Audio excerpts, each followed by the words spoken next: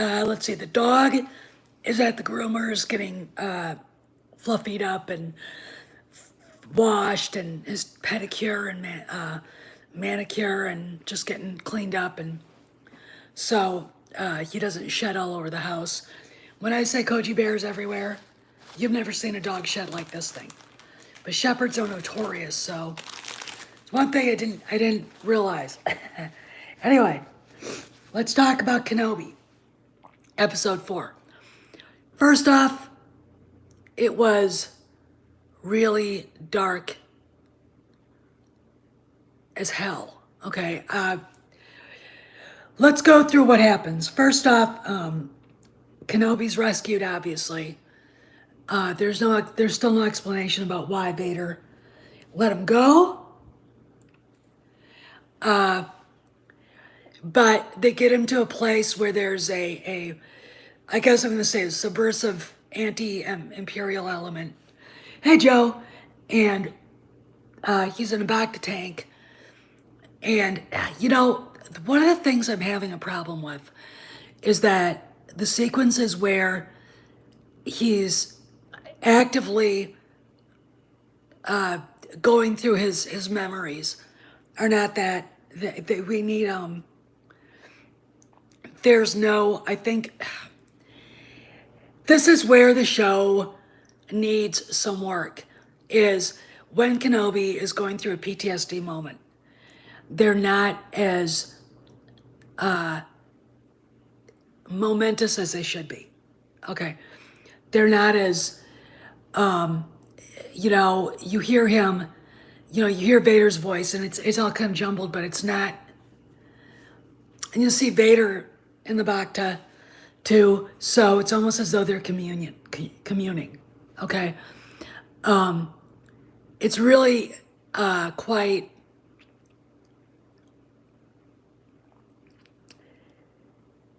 That part could be better, but that being said, what happens is he freaks out and comes out of the Bacta, and then Tala, played by Indira Varma, is like, no, get back in there, you've got to heal.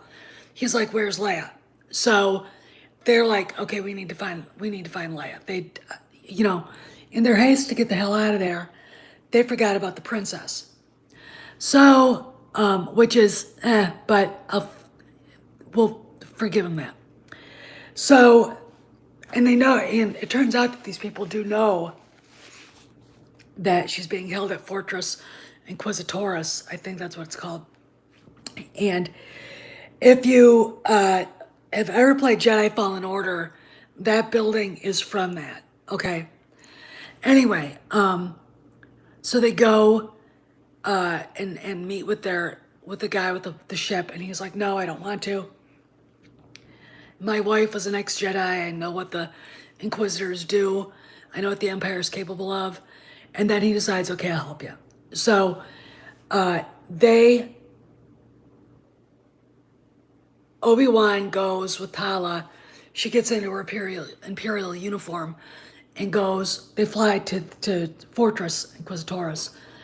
Obi-Wan jumps out of the ship. She lands, talks her way into the base, and then talks him into how to get to where Leia is. And I'm not going to bore you down with details because there's an important scene coming. He's walking into a room right before he gets to where Leia is. And he's like, this place is a tomb.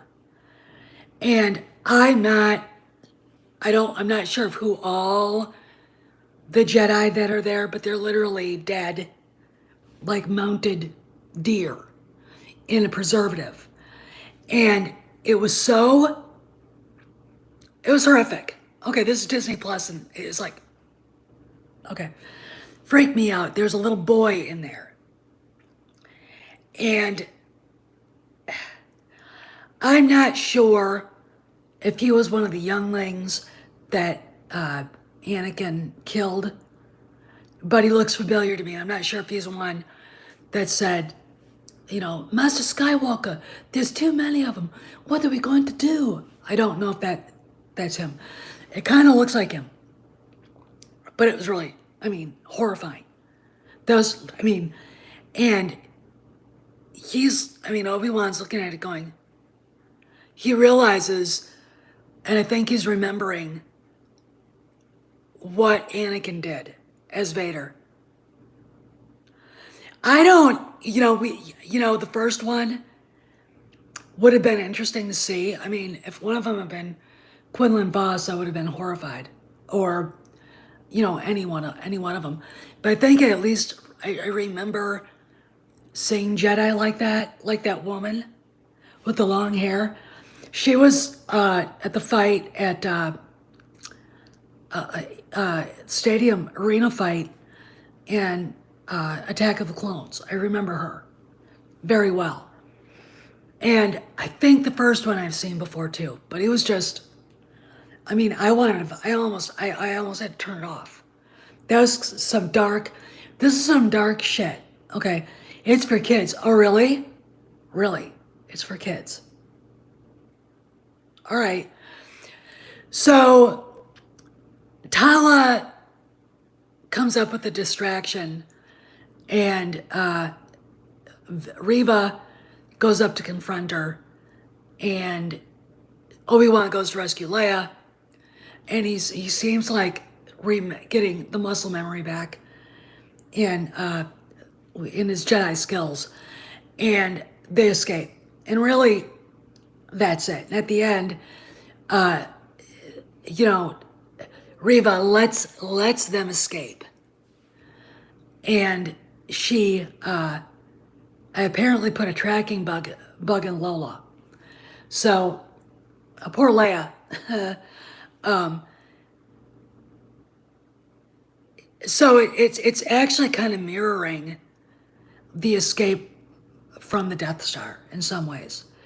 Oh, I'm fine, Jonathan. It was, I would say it wasn't, I think the episode before this was better, but it's still,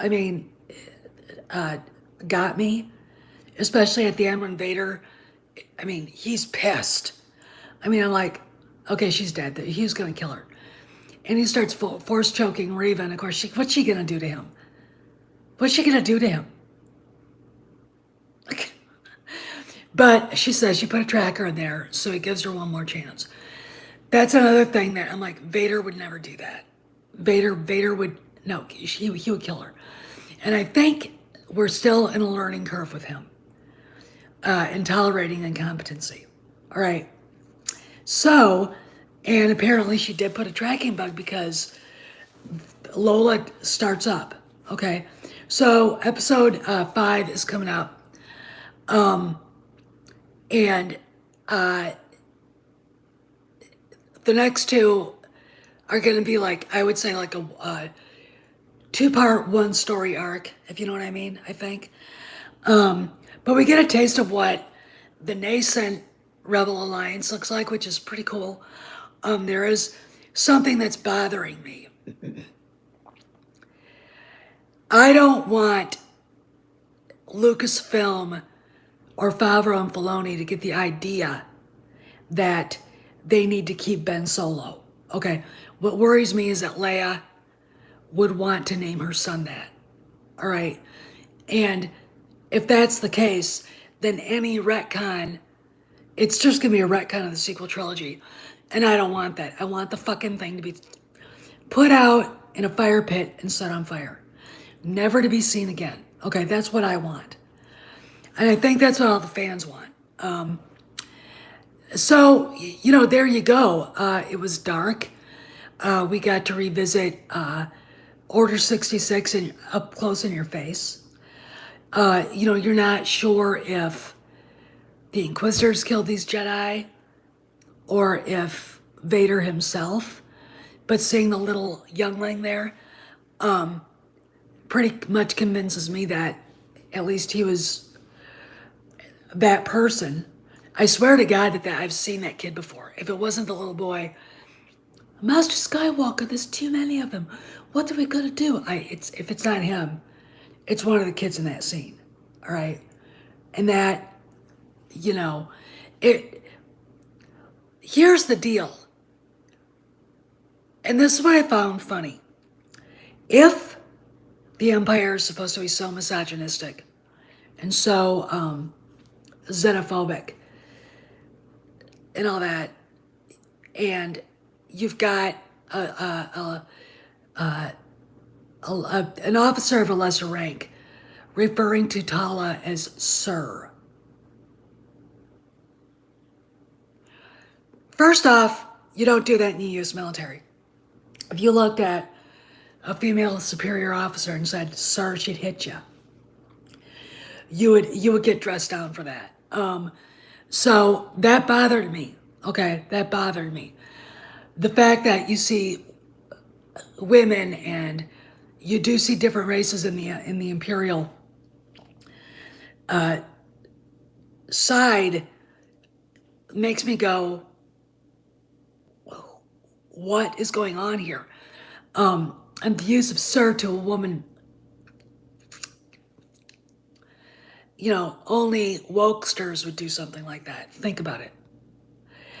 I don't watch Star Trek, but I think as someone who has been referred to as ma'am by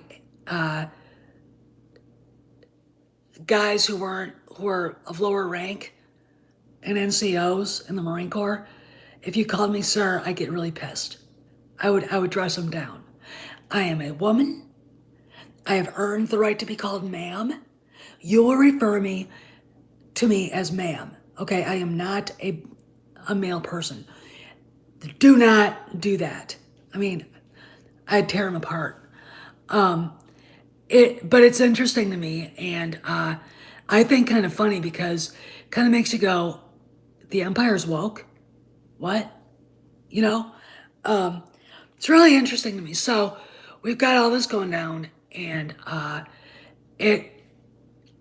we'll see where it goes. I mean, I'm enjoying it. I'm really enjoying it, and the only thing I'm afraid of is this gives the impetus to Leia to name her kids Ben, when Leia needs, when we don't.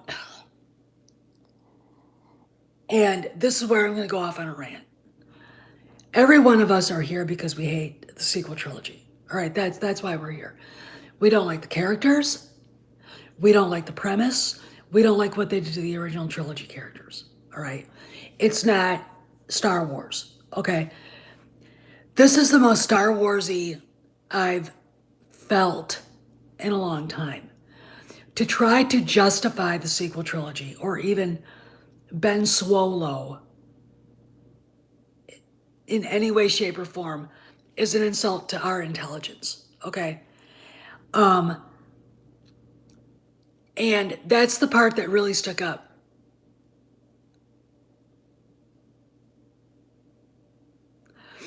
I think it is, and it really does need more George. I think George really does need to be more hands-on.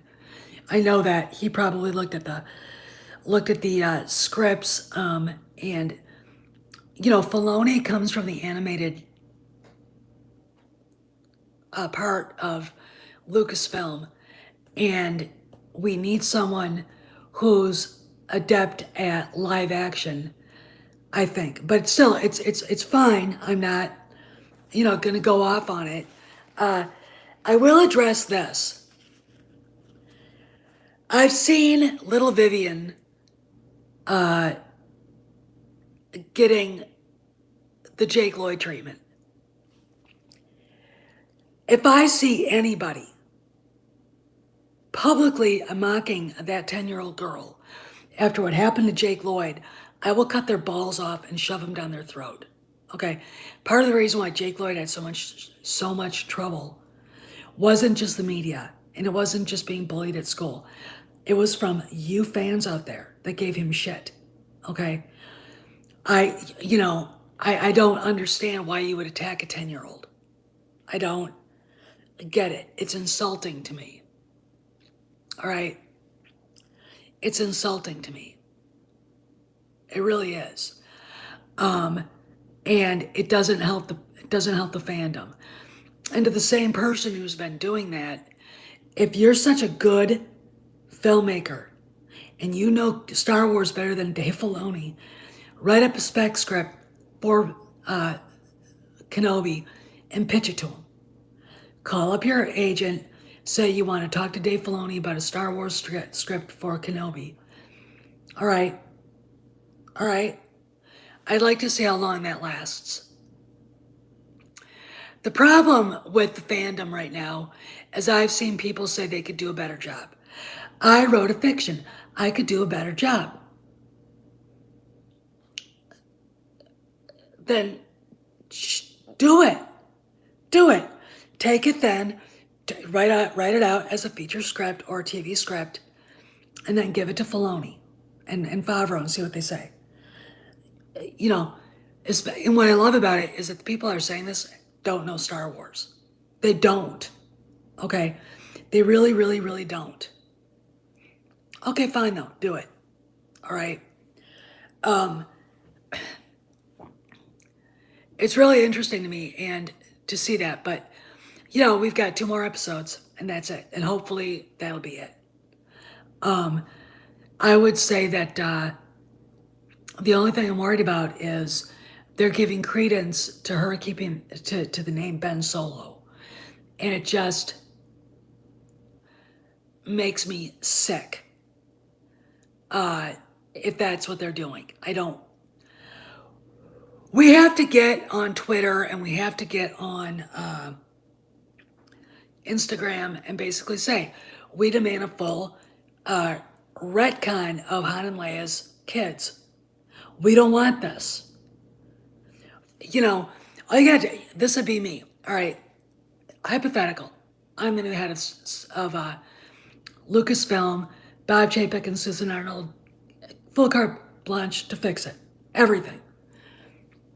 And we're sitting there, we're talking, got Filoni and Favreau in there. And I'm like, we're not retconning the sequel trilogy. Well, Jonathan, he's rescuing her. Okay? And they've got kind of a niece-uncle relationship right now. It's like, just no. That was his false name. He's Obi-Wan Kenobi. Just stop it right there. Okay, just stop it right there. No, so, all right, back to the hypothetical. We're sitting there, we're talking. And I said, we're not retconning the sequel trilogy. And they're both like this. And I looked right at him and said, we are going to put it in an alternate universe and we're never touching it again. We are going to use the world between worlds and literally redo everything. Okay. No, and I'll say this. The fans, yeah, and that's the thing. Does she name?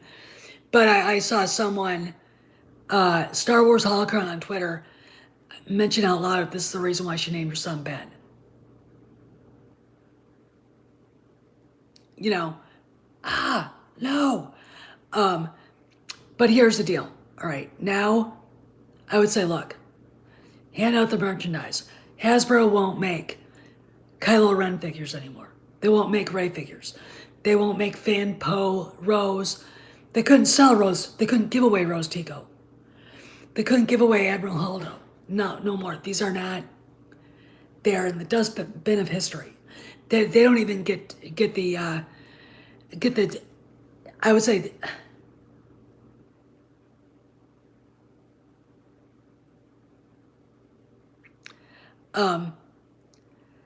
I would say basically, the fans don't like it. Hasbro can't sell it. We're not doing this. All right. We got to give the fans what they want. This is what I want. I want all of us to get together with the writer monkeys. And we're gonna look at what we can do. We're gonna get George's scripts and we're gonna take them. And what we're gonna do is we're gonna adapt them and add things and take away things till it works. Okay? But we are going to have more than one solo kid. And we are going to have a family. All right? We're going to fix it so none of this shit happened. Okay? All right? And we would talk about, that's what we would do. And you want to know what I would do? I'd probably tell the fans, we are not following that timeline anymore. The sequel trilogy is basically doesn't exist anymore. All right? And for the fans who like it, you know, you can like it, we don't care. But the bottom line is all that matters, and it doesn't pay the bills. All right? I would be extremely honest about that. You know, if people cried, it's like, look, I think they should. I'd be like, look, hey, here's the deal.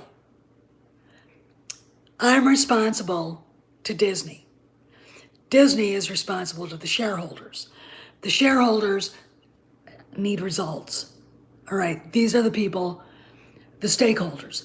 Those are the people that put money into the company, and they expect a profit. And so far, we haven't made a profit.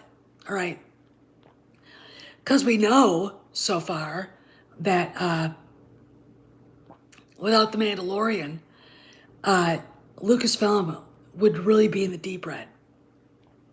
And they still are. I mean, I'm sure Pablo Hidalgo would indulge me with this bullshit, but I know the difference. I know when you're not getting, you know what I'm saying? You're not getting any bang for your buck. And I know what to look for, okay? And I know what bankruptcy looks like for a company, okay? And this is not, anyway. So I thought you guys would really, I think it would be very appreciated if at the right time that was announced. It would shut up the fandom. Well, they're selling OT figures. They're selling prequel figures, Clone Wars, Mandalorian, but they're not selling. They can't give away the sequel trilogy. Now I've had guys that sell online saying they are, and then using the supply chain argument, and it's like, don't. I know they're not making these, all right? I know they have a license and they're not touching it. Why? Because they can't sell it, and it ends up at Ollie's, okay?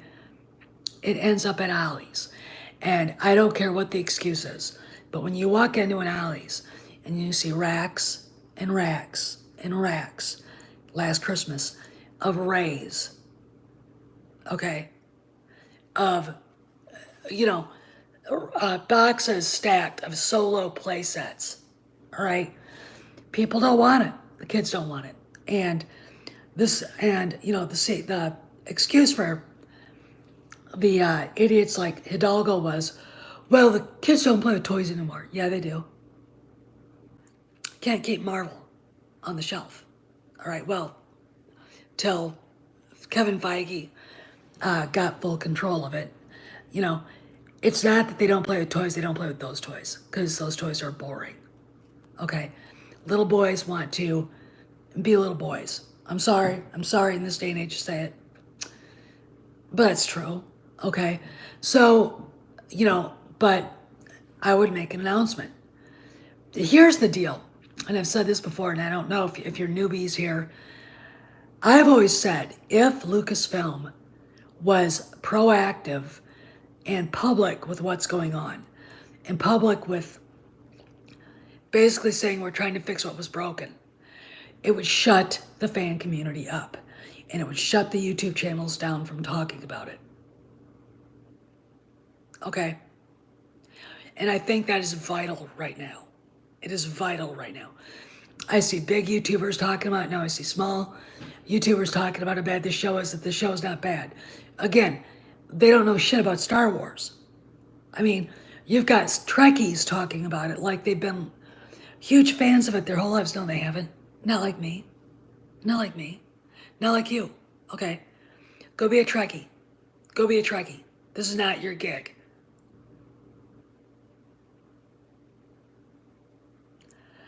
Oh, Mickey, go be outraged and Doomcock if that's how you feel. I'm done. No more of that. It was 30 minutes because that's what it was. And they probably cut a lot of stuff out. The fact that all you could say is that tells me you didn't get anything out of it. Okay? We had some really scary shit going down in that, but you didn't even mention that. Okay? When he walks into that room and sees all the dead Jedi, it was the creepiest thing I've ever seen. Okay? And I sat through the 1922 version of Nosferatu. Okay? It was, look, how many here have ever been in a mausoleum? Put a one in the chat. Tell you a story. When we lived in Korea, one of my favorite people in the world, Vince Flynn, died. He died of cancer. Yeah, I do too, Jonathan. And they hadn't put his name on his vault yet. But I flew down to Texas to see Kay. Enough of the too short. Okay, enough. Then I flew up to Wisconsin to see my family. And then I flew to Minnesota. I could have drove there, but to the Twin Cities so I could see my friend Stacy and then go to visit Vince. And I ended up driving over to the caretakers thing where they run the cemetery and it's like, where is he buried? So she gave me a spreadsheet of one of the mausoleums, set it out, and pointed which one it was. She said it didn't have a name. I'm like, okay, fine. I can do that. I could have walked on the outside and found him. But like a moron, because I can't read maps and directions very well, because I'm an idiot, I walked inside. It stunk like rotten flowers in there. And there's another sickly sweet smell that can only be decaying bodies. And it was creepy, and a soul-chilling creepiness. That's the same feeling I got when he walked in there. All right, that was a mausoleum. And when he said it's a tomb, yes, it's a tomb. And that, I could just smell it. I could just feel it in the hair on the back of your neck. When I walked into that mausoleum, I kind of stopped and went, oh my God. And I bolted through it like I'd been shot from a cannon. Went out the side door, caught my breath. I was like, oh God. And found the vault where he was supposed to be and paid my respects. I'll never forget that creepy feeling as long as I live. Okay. I think it triggers a fear response in a person, which is what it did for me, beyond being grossed out and just creeped out. I mean, I gotta tell you, man, it's just, there are mausoleums, I think, that are better kept. I mean, it was beautiful. There's no bodies rotting on the floor, but still, at St. John Cemetery in New York, where all the old gangsters are buried, Lucky Luciano, John Gotti, Carlo Gambino, and a few others, Albert Anastasia, I think. Where Gotti is, he's in a vault next to his son, Frank. And I didn't get that creepy feeling. Wouldn't see it. Dean Martin is in a vault, I think, at Hollywood, Forest Hills, Hollywood. And it doesn't give you the creepiness. I haven't gone to see him, but I've seen videos. And because, hey, look, any human being worth their salt won't stand there for more than for more than a second before they bolt the hell out of there. Okay, it's just, gah. Anyway, and that was the part that really got to me. Okay, because then you get an idea of what Order 66 was. There were Jedi, that one with the long fuzzy hair, the one with like the hat, that headdress. I know I've seen them before. And it would have been like if they'd had Jocasta Nu in there. You know, God, maybe Kiadi Mundi. You know what I'm saying? But they didn't, so there you go. Very interesting to me, though, and the creepy feeling. I mean, and I think that's kind of like what they've been going for, the real dark feeling. Because Vader and that whole story is as dark as you can get it. I mean, look,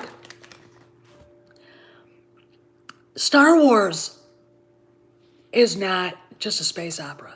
It is a Greek tragedy. Okay, it is Arthurian legend. It is Norse mythology. Okay, and it's Asian mythology. It's Christian mythology.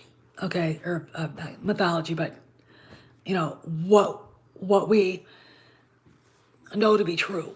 Okay, and when you're dealing with concepts of heaven and hell, we are right now going through the depths of hell with these guys.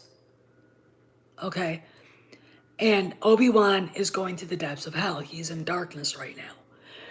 You know, when I was watching him, he's still swinging his, yeah, it's allegory. He's still swinging his lightsaber badly, but better. He's starting to get the feeling back. And I'm going to tell you guys, he's going to have to cut himself off from the Force again once this is over, so Vader can't follow him. Okay?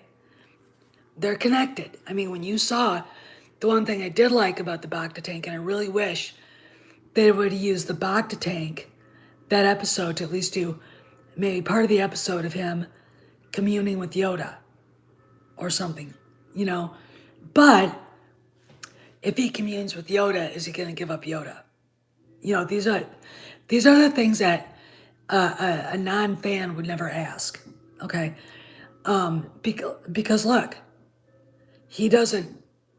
He knows now that Vader's onto him because he's using the Force. It's just a really dark thing, and what I find fascinating is I always wanted to have Star Wars be darker than it was. And, you think Empire Strikes Back is dark. It is. You think Revenge of the Sith is dark. It is. But this show is 20 million times darker. I mean, the idea of torturing a little girl. And I gotta tell you, man, the part where Vader was force choking Reva, I'm, like this is my coffee cup. Choke her! Kill her! Not because, the bullshit surrounding the character.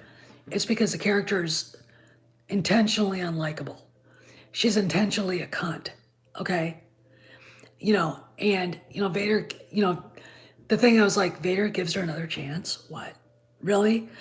But, it is what it is. And so far, so good, but I don't like the idea of anybody, of them having the idea, this is why she names her son Ben. Okay, I mean, we could use it coming from the EU, but still, there's a canon Ben in that, and it is, Obi-Wan, and I don't, I don't want to keep that character at all, and I would say that character's got to go. I don't like him. I don't know why. Shitty written character. He triggers too many people just by looking and pisses them off. And I don't care for Adam Driver. I think he's a terrible actor. I do. I think he's overrated. Yeah, I think so. And basically, Reva in some ways is the forerunner to Vader in the OT. Okay, she's basically kind of doing to Leia, trying to what happened to Leia and what happened to Han. Okay, if you think about it. It was, she's a very, that alone makes her an unlikable character. Because you know she's going to get hers. You know, they can sit around and say, oh, you know, Moses Ingram, and you got to welcome her. She has been welcomed, all right? How many people were running around in 1978 wanting to be Grand Moff Tarkin, okay, who actually was the forerunner in torturing Leia, okay? How many people thought it was cool that they tortured Han Solo like that? None of us, okay? Americans, and I think people in Western culture are repelled by shit like that. Okay, but these people, these characters are basically based on what humans do to each other. Okay, we're brutal to each other. We're sadistic. Okay, Vader's very sadistic. What he does to Obi-Wan in the last episode, the one before that, and Reva's sadistic too. Okay, I can't imagine how scared Vivian was of her. Okay, I really can't, because I'd have been terrified if I was that little girl. And the reason is, Reva's. I mean, she's not right. First off, she's a pathological liar, and she's a sociopath. She's a sociopath. And she's a sociopath. And I'll tell you something about her, though. She's not wise enough to be afraid of Vader, like the fifth brother is, and like whoever the other Inquisitor is, that woman. She's not wise enough, like the Grand Inquisitor, to be afraid of Vader. Okay, she keeps coming back for more, and it's like he is gonna kill you. You don't understand. And, you know, we've got 2 episodes to go. I fully expect that character to be dead. I fully expect Vader to end her, because it just, look, characters like this are nothing more than a tool, okay? She's Vader's tool right now to finding Kenobi, all right? And, you know, and really, the Inquisitors didn't last much longer beyond this. I mean, once they figured out the Jedi were dead, why would they keep them? Because, I mean, look at her. I'm going to be the only one standing next to Lord Vader when this is all over. Really? Really? All right, you just keep deluding yourself to that, with that. Because he don't need nobody. Vader don't need nobody, all right? So, anyway, I liked it. Now let's talk about some fun stuff. J.J. Abrams' science fiction TV show, Demi Monde, is no longer. It's dead. It's been canceled. He wanted $200 million to do it. Zaslav said, no. So it's dead, unless it gets picked up by somebody else. I don't know if she knew. I mean, I wonder when Yoda and Obi-Wan were in the Jedi Temple. It's just, this is, you know, this last episode is so short. I'm afraid we're never going to find out. All right? I'm afraid that we're not going to find out. And do I think she's going to turn to the light side? No, not anymore. I don't think she will. And if she does, it's going to be a quick reversal and Vader's going to kill her. I don't see her doing that because she's too far gone, though. Okay? And not, you know, there is nobody there to trigger that humanity in her anymore. Like, Vader had Luke. Okay? and a memory of Padme. Okay, and that's the thing that keeps that would keep you know that would bring him back. But I don't see her having anybody. And the way she treated Leia, I don't want her to turn to the light side. I don't. I mean, I'm going to be brutally honest like I always am. Reva is a lost cause, okay? She's a lost cause like Kylo Ren is, all right? After what he did to Han Solo, the idea that he could be redeemed. Do that to your own father, especially that character. I want to hang you up by your ankles, and I want to beat you with reeds until your attitude changes. I mean, fucking A. You can't come back from that. And it was so, look, Anakin never, in his right mind, would never hurt Padme, and he didn't kill her, okay? In the end, he couldn't kill his own son. Instead, he sacrificed for him, okay? There's a huge fucking difference between that and Kylo Ren. TLJ, Kylo Ren's looking at Leia's ship, and then he still leads an attack on her ship. I'm like, look, I can't, no, I don't accept it. It's not, I think it's sick that he did what he did, but to be honest, that's the story. And when they talk about what the Empire does with children who are born with the Force, who are Force sensitive,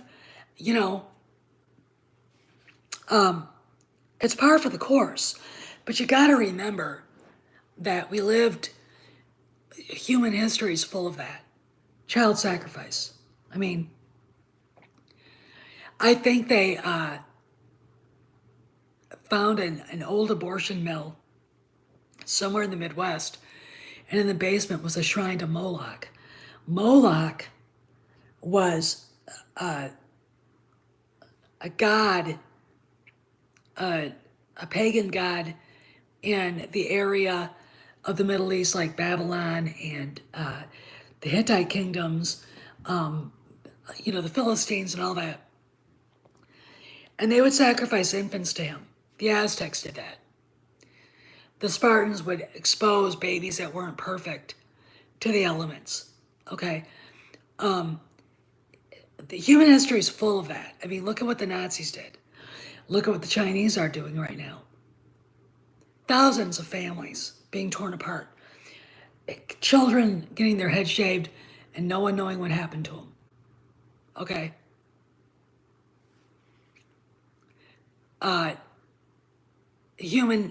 human animal can be a sick son of a bitch when it wants to be. And I read that article. I attached it to my last night's upload.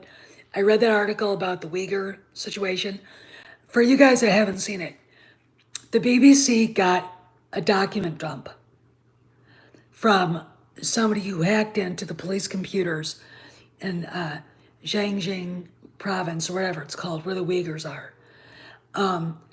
And the pictures look like the pictures taken in Auschwitz of these people. It's horrifying, okay? Kids, little girls, little boys, their heads all shaved to look alike. Hey, Misha. And then we don't know what happened to them, okay? Star Wars is kind of about humanity, okay? Why the Empire is so disgusting is because it reflects all the brutality, sadism of humanity. Okay, Planet Musk vlog, and that's truth. And that, hey Misha. So I'm like, it's tough to see it, but it's what happened. I mean, imagine if you were my Uncle George walking into Dachau in the spring of 1945. Think about it. You know, think about it. I mean, and that's, I mean, Obi-Wan taking in the full measure, not only Order 66, but just how far down Anakin sank when he became Darth Vader. Okay. People, I think, want to glamorize Vader because he's a cool villain. But when you think about the shit he did, it's like, you know, Vader was right. You should have killed me when you had the chance. Probably would have been a good idea, all right? But Obi-Wan thought he was dead. I mean, when you see Anakin burning up in the sand on Mustafar, you're like, how's he going to live through that? Can't blame Obi-Wan for walking away. You know, can't. All right? He thought he was dead. I mean, and wow, was he shocked. I want to address this. Who was it yesterday?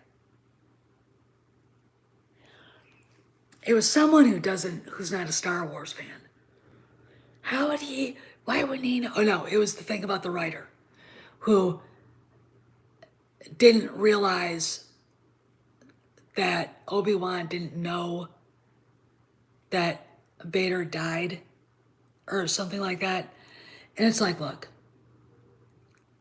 I'm sure that Dave Filoni sat down with them and explained what happened. Okay? And another thing, it would help the fan base if Filoni would address some of this himself. Okay? Kennedy is not going to do it. No one wants to see her. Okay?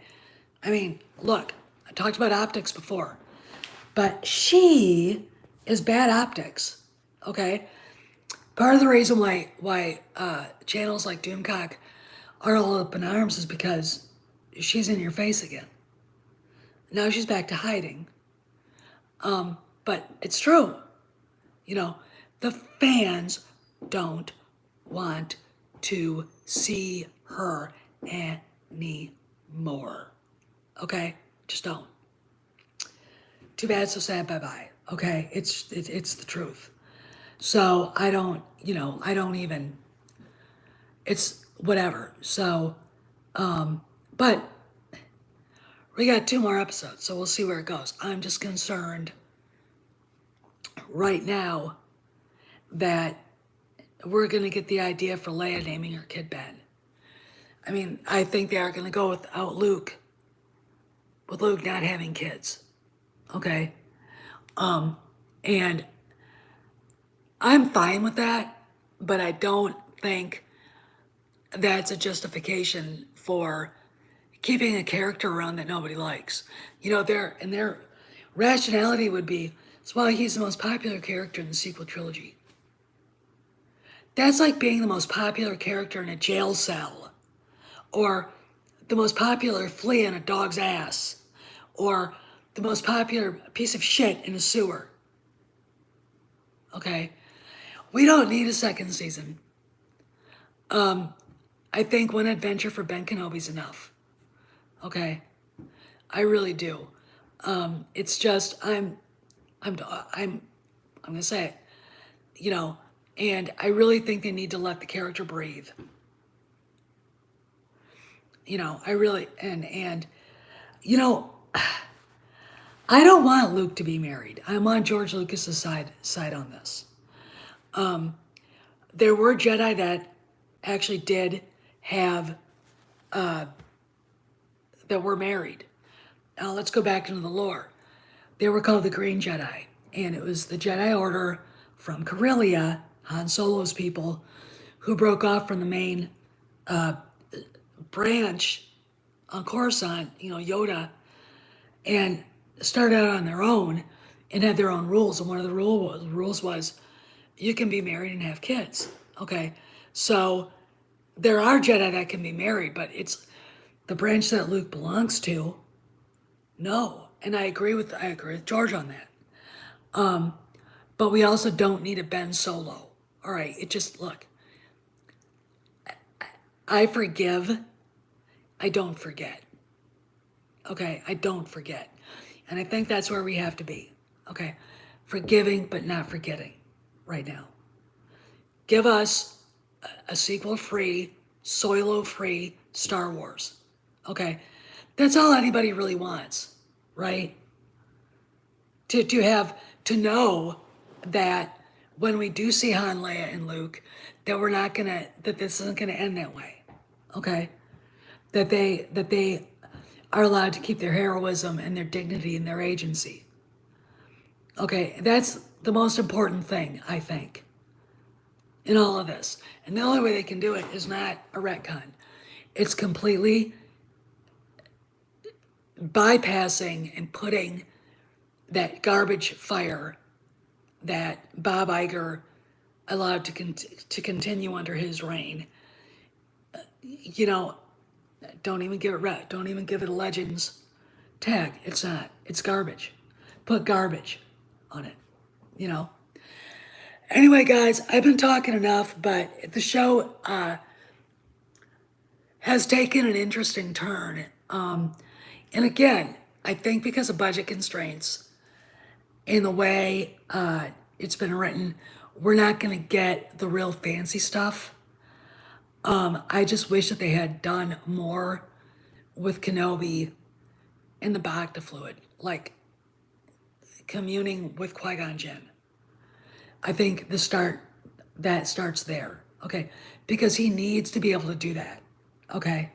Because he's going to have to fight Vader again in this and prove that he's the master. And right now, Vader's like a bull you tried to milk, okay? All right. Vader's like a bull you tried to milk. Think about it. Anyway, I gotta go. Just sitting here waiting for the dog's groomer to get back to me.